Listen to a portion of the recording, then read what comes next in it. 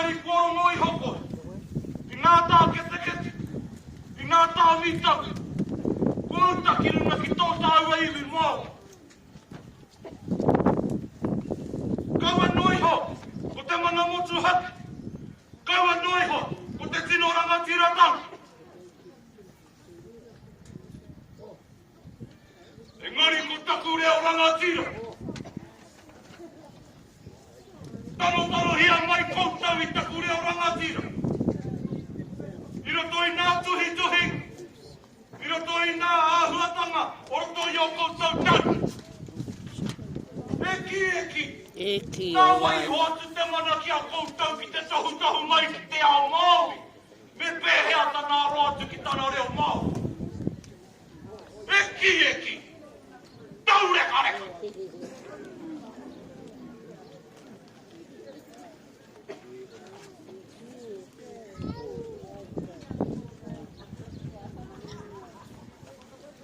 O te tūmana, I roto I te wai tine.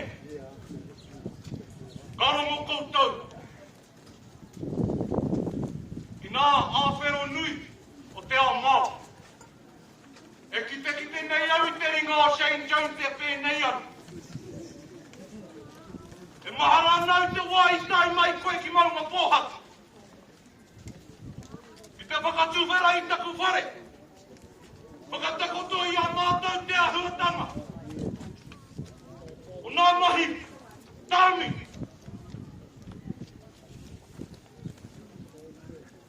Me atu, whakarere a tō rangatira.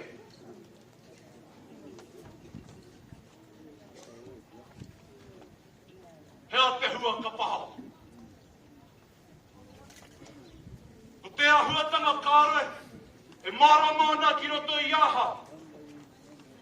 Ko koe te tahi o ngā ringa tōhau nui, I arahi I nā kaupapa hoa atu. O te whakamanatanga o nā o te tiriti o waitangi I roto I nā tau.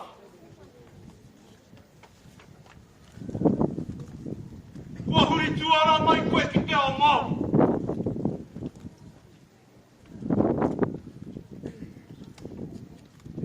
No reira maroto. I te nohatahi tēnei rā. E tāi a pēr. Te tuku I ngā inoi ki te wāhi ngaro. Ke rui e te māramatanga ki runga ki a koutou. Mo te tūpono. Ka huri o koutou whakāwhi. No reira te kāwanata. Ka tie nei, kupu aku. Ngari haere mai. Haere mai, kia rangona o koutou tarini. Kia rangona o koutou wairua. Ki te hoto o te ngākau. Ki te hoto o te manao. I ngā tangi tarariki nei. O te ao Māori, ko whakahuihui tia mai nei ki mua I o koutou nā roa.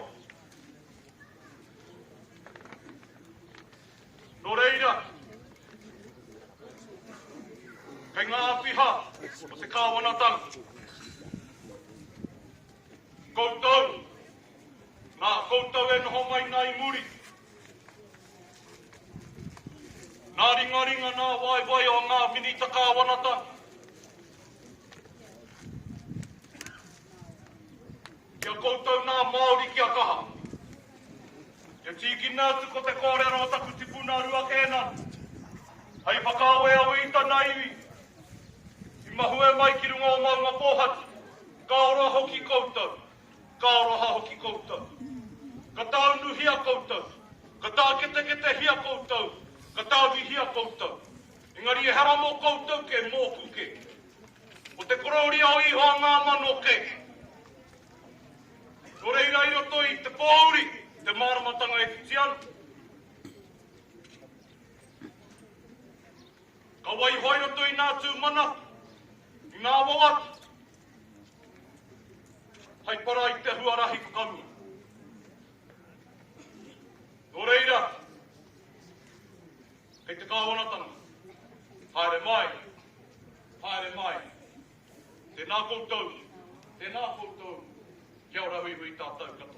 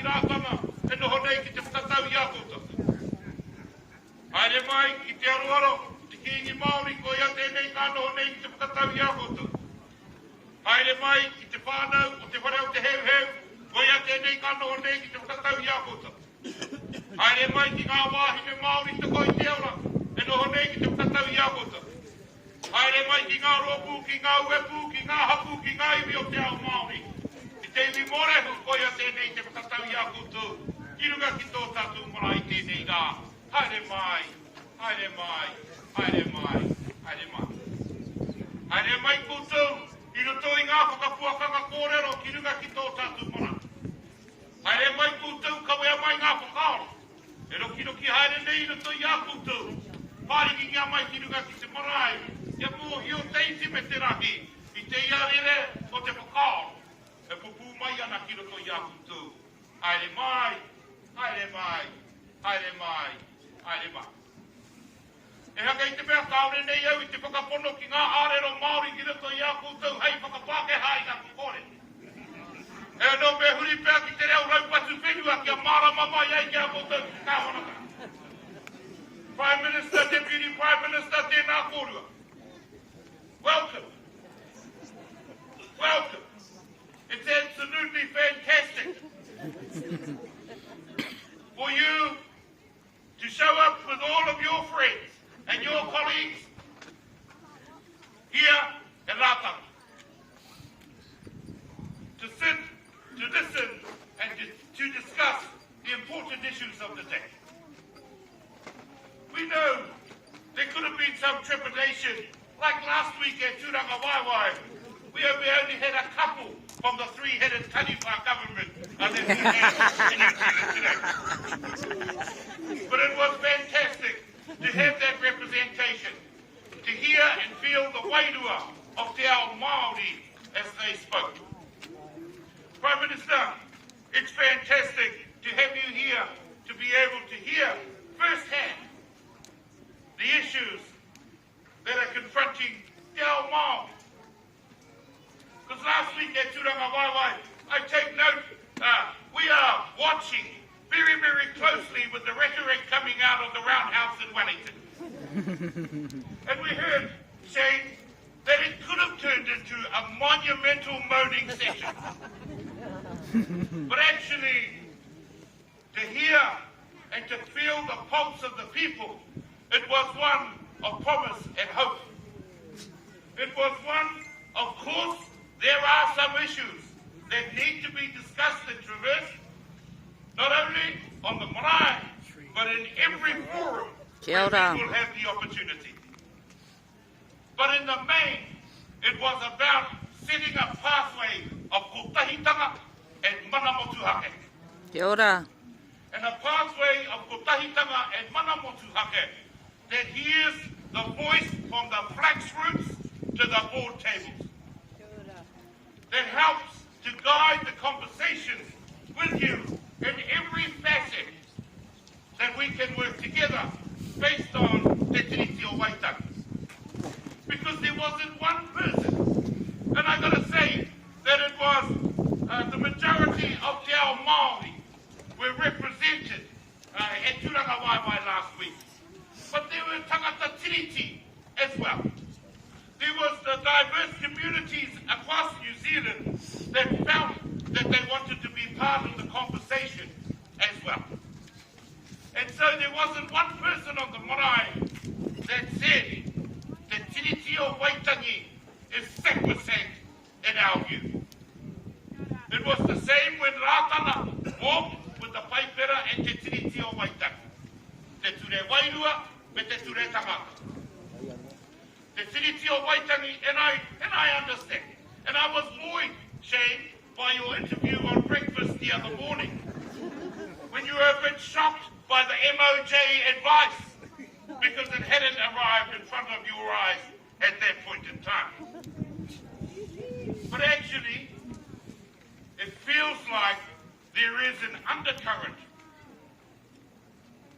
of taupatupatu, of confusion, even amongst the ranks of the coalition government. Yeah! We applaud you for coming here. And we know we're never going to agree 100% of the time. But I think what we can agree on is that if we work together, only good things will happen right across the length and breadth of our country. Kia ora. Because quite frankly, David Māori and the hui at Turanga Waiwai confirmed, the hui here at Ratana has confirmed that if there is any measure of meddling with the Tiriti o Waitangi, Māori will not sit idly by. Yeah! Woo! Māori will do as much as we can to work with you, but we will pull every lever that we possibly can to protect the mana and the sanctity of the Tiriti o Waitara.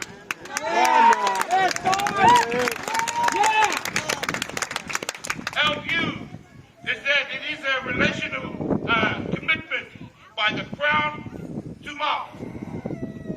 And our rangatira Māori of the time signed the Tiriti o Waitara. Shane's probably looking at me and laughing because he's saying, "Oh, Tatau never signed the Tiriti o Waitara." But when Tāwhiao went to visit Queen Victoria, he said, "Wai ho mai te tiriti hei koro wai mo." And so, the principles, and that's what we said back before the 1995 settlement. You remember, Shane, when you were an ardent supporter of Māoridom at that time. Yep. Yep. We said, treat us like a treaty partner or treat us like a sovereign nation. This is the sovereignty of Te Ao Māori coming together. And I've got to applaud the coalition arrangements because it's given an impetus to really come together and discuss these issues here today. We heard that it's been 100 years since Ratana and Tuputai Ngākawa took the 1924 petition to England. We've been talking about this since 183 years ago. Today, though, is a refresh of the coming together of Māoridom in one voice to say, Manaki tia te tiriti o Waitara. And we implore you, no, we insist that you heed the call of Māori. Prime Minister, we were absolutely happy that soon after the election, part of your kōrero in public statements was that you were there to look after, or you were there for and on behalf of all New Zealanders. We have to say, after scrutinising some of the coalition arrangements and the health aspect, when Te Puea in 1926 asked for a hospital at Turangawawai, it was declined by the health department at that time. But the argument rings true. If our people are Māori, they're more likely to go to a hospital that cares for them within the traditions of their people than they are to westernise medical systems. And so, it's our health system. The disestablishment of Te Aka Whaiora is causing some consternation amongst Te Ao Māori. In the health and education sectors, in the employment sectors, we are totally aware. Whānau, we're looking closely at the policies around Te Reo Māori. We care not what you want to call the government agencies. We don't care if you waste millions of dollars changing signs, letterheads, and email signatures. We will continue to call waka kotahi, waka kotahi. Yeah. We will continue to utilise and maintain the mana of our reo in the way that we see fit. Because that's part of the conversation. We're not going to rely on what comes out of the policies and procedures of the coalition government. We are going to set a pathway to mana motuhake. And we invite you to be part of the solution focus that Māoridom are bringing together. Prime Minister, it is fantastic.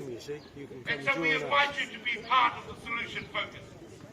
But it should not take a pandemic, an epidemic.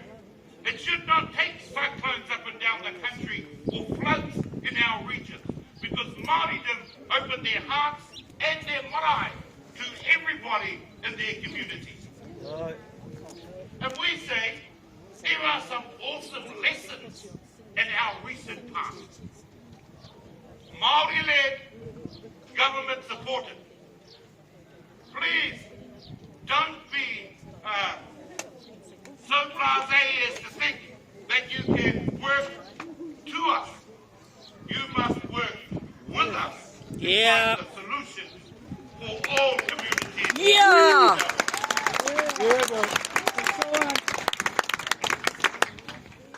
Yesterday, one of the reporters asked, what are your true thoughts on the coalition arrangement?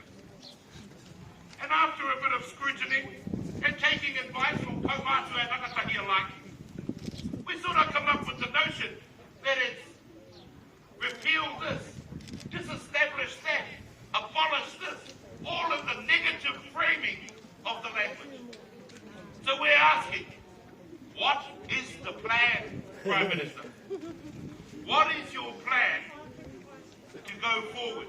We don't care about the true blue 40 years that have passed and the government processes and procedures. We want to know, where do you think New Zealand is going and how will you make that commitment to work with Māori to find the solutions for Māori?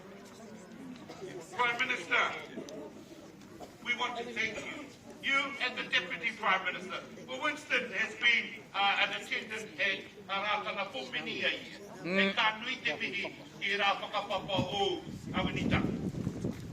We say to you, anei te ao Māori e whakatakoto nei I ngā kōrero, I ona whakaaro, I mua tonu ki o koutou au.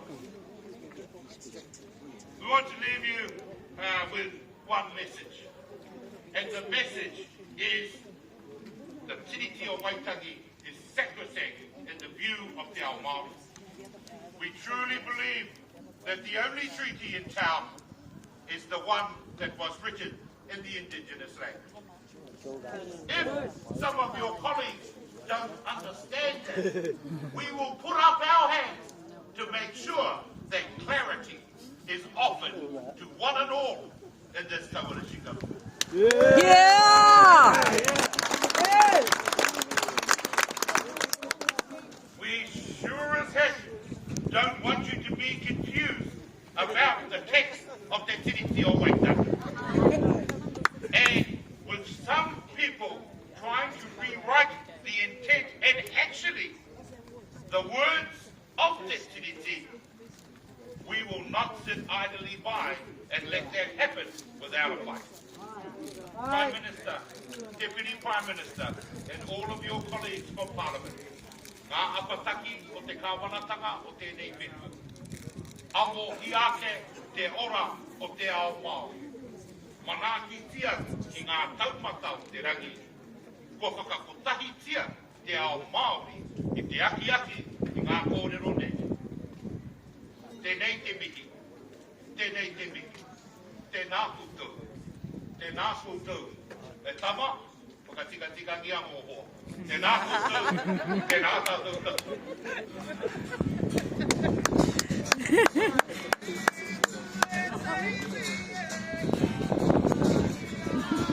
The Yeetaman.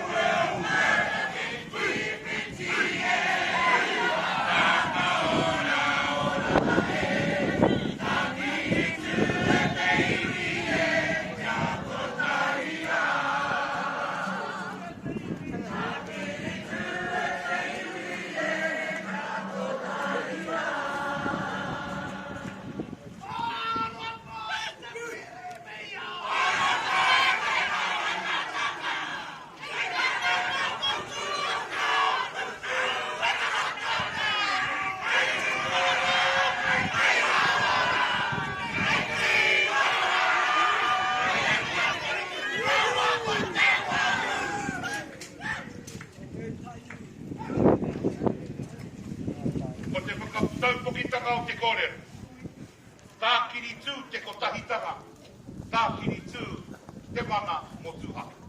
Hei te kāwanatanga, tēnā koutou, kia ora tātou katoa.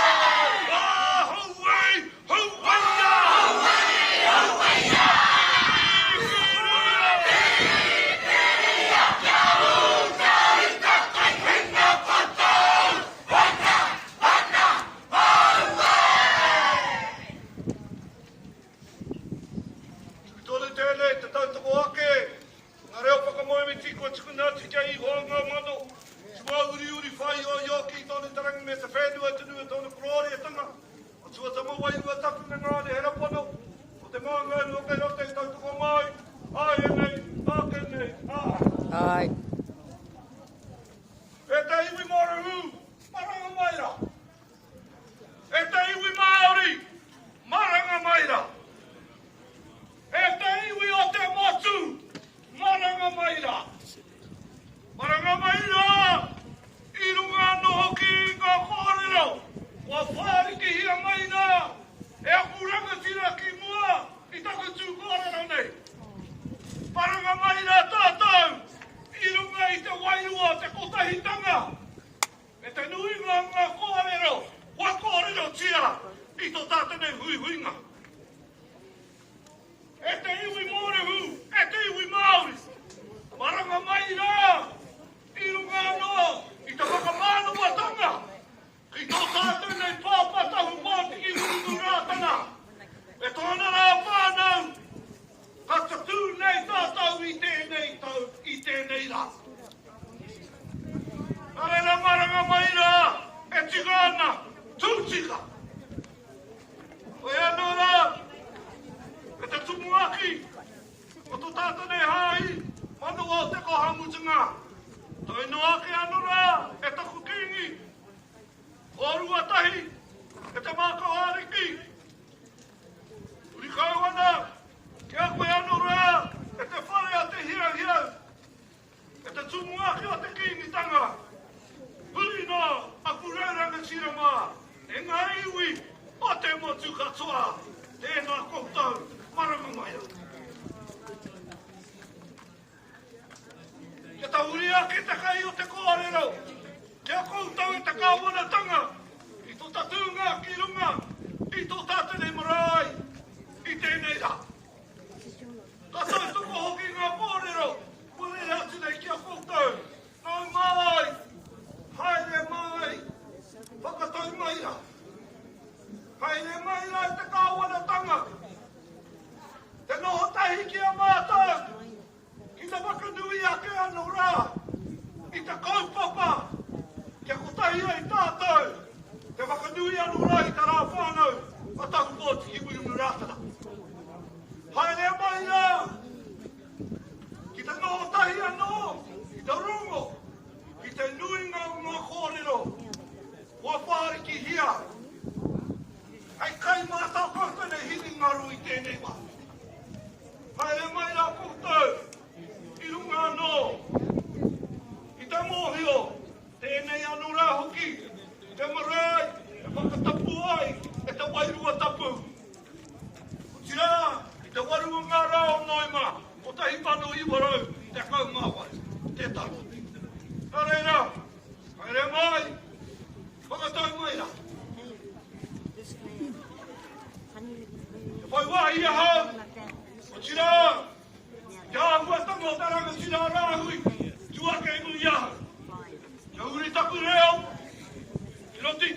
ke te. Marama atu ai i ngā kōrero. Ia tika raua hoki tako tene marama. Prime Minister, as Rahui had mentioned, welcome to Ratana. A year ago, Prime Minister, you arrived here as the leader of an opposition. A year later, you arrive here as the Prime Minister. And so, on the notion, nei rā no hoki, te reo whakamihi o tātou, haere mai, whakatau mai rā. Welcome to Ratana. E te pāpa wini tana, hoki mai. Welcome back here to Ratana, and in the sentiments of Rā, Katika, you have been here frequently over the many years. So we welcome you back here to Ratana Pa. Prime Minister, it has been noted very clearly by the previous speakers and the messages that we wish to deliver to you in this context.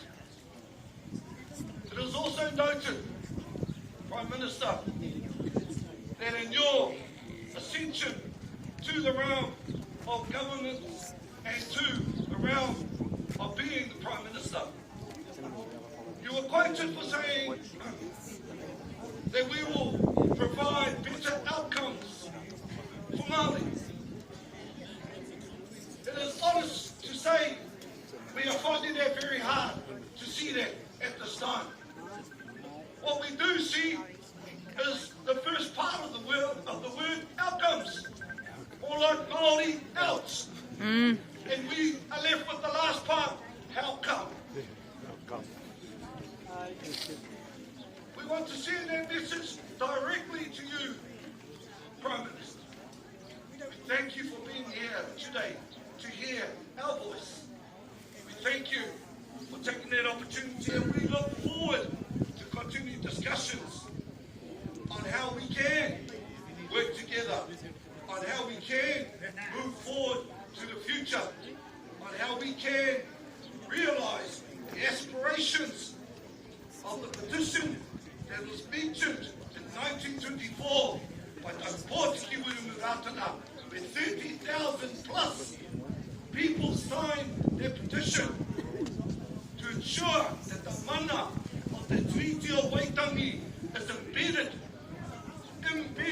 in the Prime Minister into the Constitution of Aotearoa New Zealand. We want to work that there is a pathway for the outcomes that you see, that you have spoken of. That there, Prime Minister, gives us assurance that Māori are being heard, that Māori are part of that solution of moving us forward. And as Rahui said, we don't expect to be just spoken to. We want the opportunity to be walking side by side and working with you. For us as Māori, have the solutions of how we can care for us as Māori. It's been a long, very hectic and arduous journey for us as Māoridom.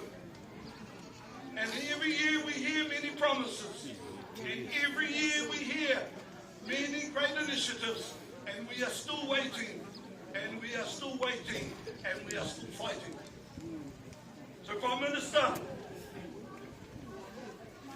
to give justice to their kupu of outcomes, give us that insight, give us that opportunity to see where those outcomes and how we can go forward as Māori. As an educator in a mainstream schooling system, I am often educating and being at the privilege of being part of a generation that are growing up here in New Zealand, where te reo Māori is normalised, where te reo Māori is not just performed by our tamariki Māori. We have our non-Māori tamariki katoa, who enjoy the wairua of our language, who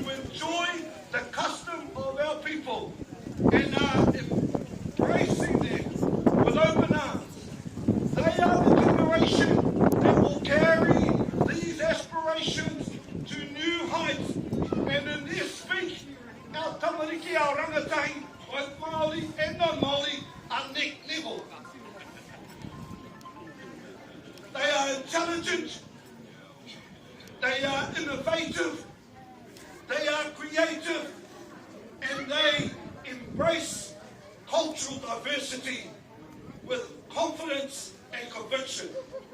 And that is fed to them through the work that has already been completed. To change that now would mean to change a whole generation and confuse many. To say that to you, Prime Minister, in some respects, many of them will feel empowered by the change because they are asking the questions now in our ura that many of us are educators that work in there every day. Why is this changing? Why are we doing this? Kia kaha mai rā kia koutou, e tama?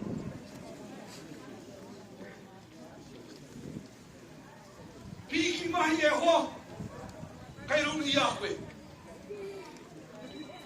Tā mātou nei, anei rā hoki, ko te ao Māori, anei rā hoki, ko te iwi Māori, te iwi Mōre.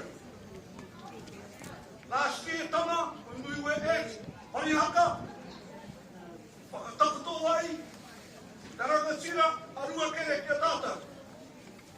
Te hara, te pūtaketanga, me ki, te ngako, te ia, o ngā kupu poropiti, e hanga i tonu ana kia tātou ue nei rangi.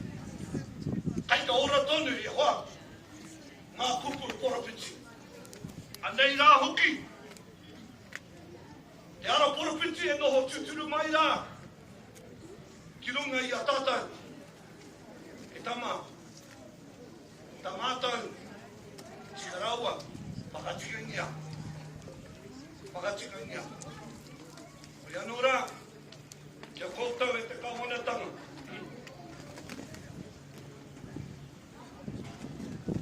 True outcomes, Prime Minister, means truly listening, truly giving us the opportunity to lead and to manage what we know will work for Māori. Wena te wero, kei muri a koutou, o tō kawanatanga. He, takutua kana nei anika, mea nei te talipa. When I was a young fella, growing up in the early 70s in South Auckland, we were taught the song. One day a taniwha went swimming in the moana. He whispered softly in my darling arms. Next version. Oh, won't you come with me? Me, 1, 2, 3.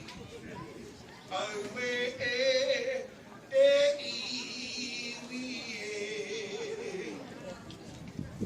e toru, ngau poko, o te taniwha, i kama. Ka o e he, kei he te whiore, kei hea kaupoko. Ina hoki te wero ngau wake. E te primia, ka haki te hāpai nei. Nō, te nuingo ngā kōrero ako rangatira.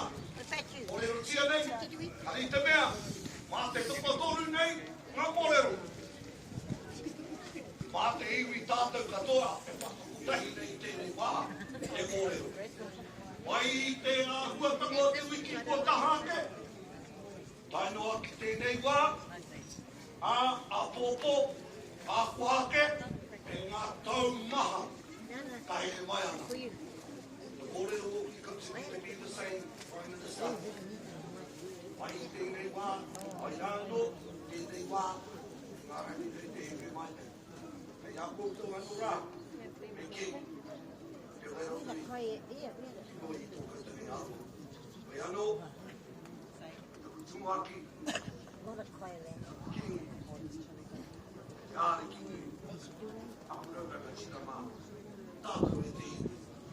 Maranga mai rā, i roti te korori e tanga, i o ngāma, o mai tia, o te tuni manākitanga, i a tātou, koutou rā, haere mai, tātou mai rā, nā koutou, tēnā koutou, ka jāke rā tēnā tātou katoa. Papa ki awi!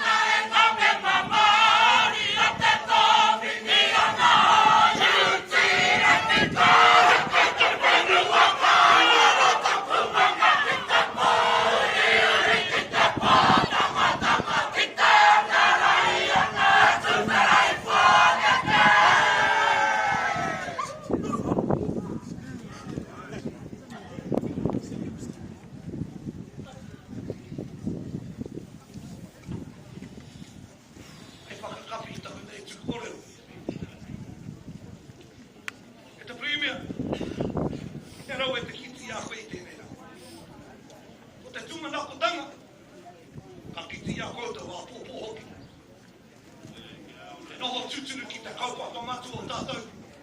O ia rā te kaupapa e whakakotai nei a tātou. E anō, e katau tonu anō koe, koutou rā hoki te kāwanatanga, tēnā pēr. Ka kaharau anō hoki te whakaringo, o amata ni tarina, ka pono anō hoki. Koutou rā ki ngā kōrero. Ana. Kore ia nei ki nui a tātou. Nā, tēnā koutou, tēnā koutou. Ka tika te māme no kenu te tū te komai, ai nei, āke nei, āke tātou.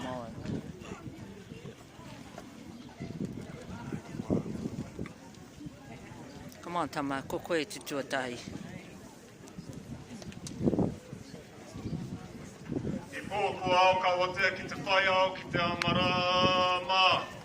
Kāhui maunga, kāhui awa. Kāhui tupua, kāhui tupuna. Kāhui ariki, kāhui rere. E te pōtai rangatira, whakatau mai o hā karanga mai ki te pōtai kāwana. Tēnei au te kake atu i te ara tupuna, i te ara whanaunga ki rotu i a koe e taku manu ao. Ko taranaki, ko matua te tapu, ko mate mate aonga. He rua au, he awa au, he rauru ai au e. Piri atu rā ki pare te taitonga ka tahi ki te tihi o mēkura ki rua hine ki Aorangi. Tatu atu rā ki pārai karetu, ki koti ata e tūmai rā. E mihi ana ki a koe me ngā kāwai whakapapa, ngā hononga ki a mōkai pātia, ki a ngā wairi ki ngā tiapa, ki a ngā rauru, me tō tātou awa tupuna. Te tiro hoi waka, tō tiro hoi waka, tōku tiro hoi waka, tō tātou tiro hoi waka, e whakatōku mai nei i tēnei wā ki rotu i a koe. Me tō wahine mākou, kōrua tahi, e whakakanohi mai nei i te mōrehu, te iwi mōrehu, e tau nei, e mihi ana, e mihi ana. Me o tāwa kai tiaki, ko tū tangata kino, ko pohukura, e reru atu rā. Pai e au te wai, e tiu i tia mai nei. Ki tongariro, ki a horo mātangi ki te pare o te hiuhiu. Tērā, te puna kōrero, te mātā puna, o tēnei āhuatanga, inana ki uta, inana ki tai. Mā te tā heke heke, ka huri te kai o te waka ki roto i te paki o Matariki. Mai te whetu mārama o te kotahitanga ki te kōtuku ki te paki o Matariki, te taku ariki, te taku kingi, tēnā koe. Kōrua tahi ko taku māko ariki ko te puhi ariki. E hono hono nei ki taku tumuaki a hone, tēnā koutou e aku ariki, e aku pā ariki. E whaka ariki nei i tō tātou hui i te rāne. Tēnei au te kawe mai, i aku waiwai kani i ki kōpū. I aku karurongo, i aku taringa kite, i a tēnio waho me ona puoro. E au e taitamariki ana ki e nei papa. Ahakoa ko ngaro te makawe kai te pātuki tuki, te manua o te mangu tai pō nei. Kia ki mai te kōrero, e kore e piri te uku ki te rino, ka pitingia e te rā kangahoro. He mangu tai pō au, e kore e taia te karo. Engari, kei te haria mai e au i tēnei wā aku pōtai kāwana. Me ki e harau i te hybrid i te cyborg rānei.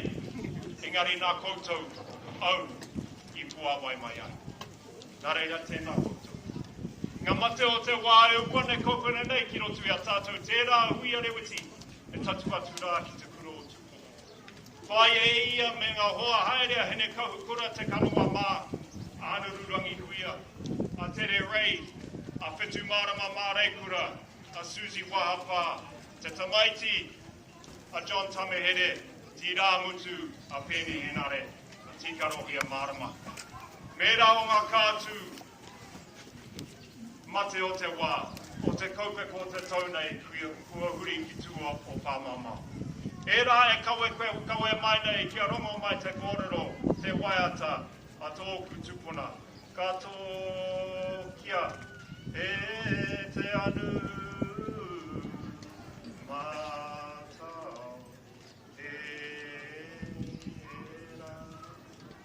Ka piti rātou, ka piti tātou, e hui tahi nei i tēnei wā. Toru pē ngā kokowa, ko rangona e au i enei rā tata nei. Tuatahi, te tiriti o Waitangi, me tōna whakapākeatanga. Koe rā kua toka ki te ao. E kore taia te whakatahuri i ngā kuku. Kore te pai tēnā, e kōrero ana tama. Tapu rawa. Kore te pai. Tērā kawanata. E pole aia. Me te mea nei, ka tārea te wā, te upoko o te kāwanatanga e whakatau. Ka rero, ka rima miniti o tēnā whea e muri mai rea matua tarara ka te kau mā rima miniti. Mana no e whakatakoto te kōrero a te kāwanatanga. Ki ana te kōrero, e toru ngā upoko o tēnei wana o kāwanatanga. Kau, ko tahi, e ko taku hoa pore he wanai, a kiri topa laki. Hoia te premier. Tā mātou tuarua, tā mātou matua ngā te wai, te nōta. Hoira i whakaae mai, kia tū te kāwanatanga hoi. Engari kai aie, hei te premier te kōrero whakamutunga, mo te pōtai o te kāwana. Kai a koutou, katoa, iwi more hu mai, iwi nui mai, ngā kōrero o te pōtai rangatira. Tuarua, ko te reo. Ki mai e te ki au, te tuku oka ki taku tuara, me te mata ki taku poho. E hoa, kore take rawa koe, ki te hapa i te reo Māori.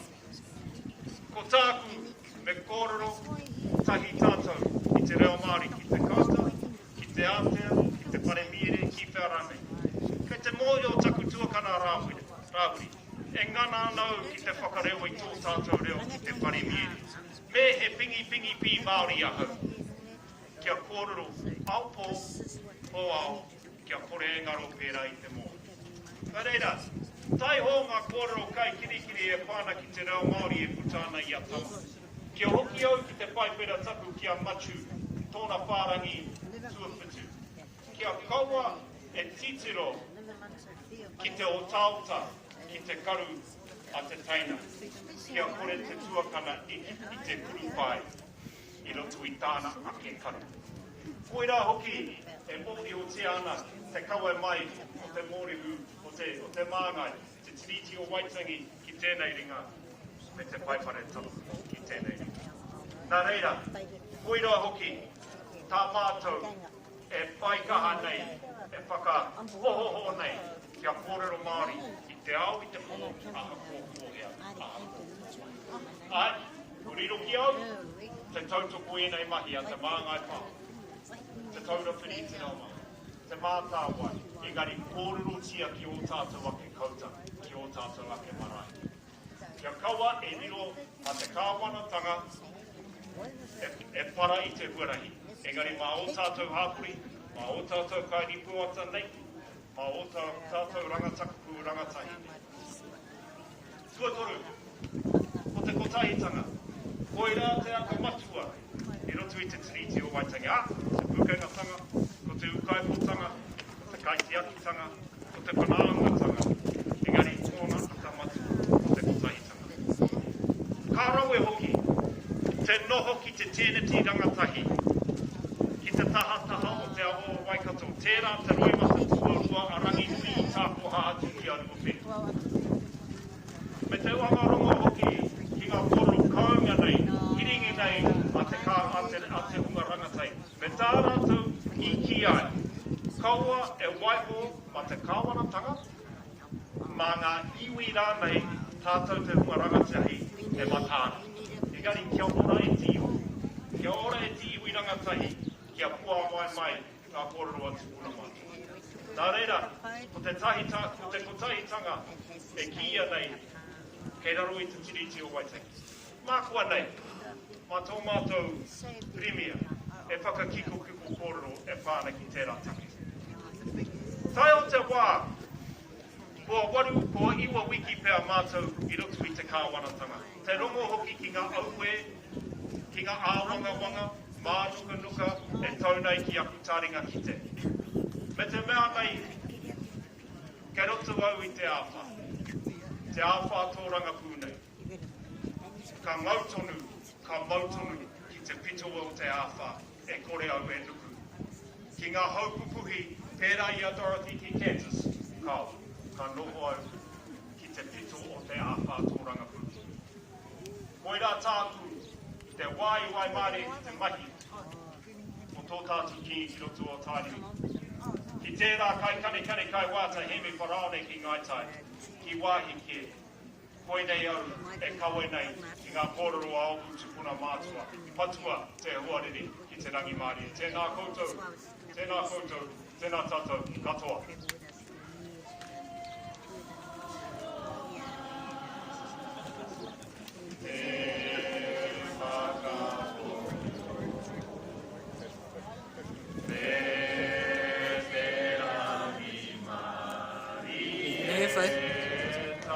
St. Jane, never whakatina around.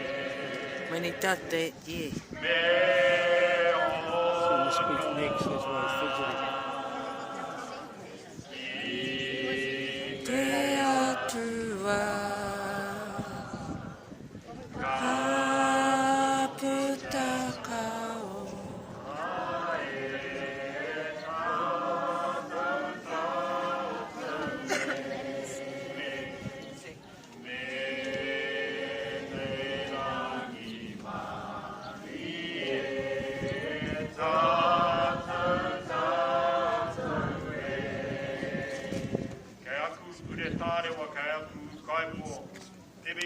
Te koutou, te whakamānei kore i tō tātou rā, te matua e tēnā koutou katoa.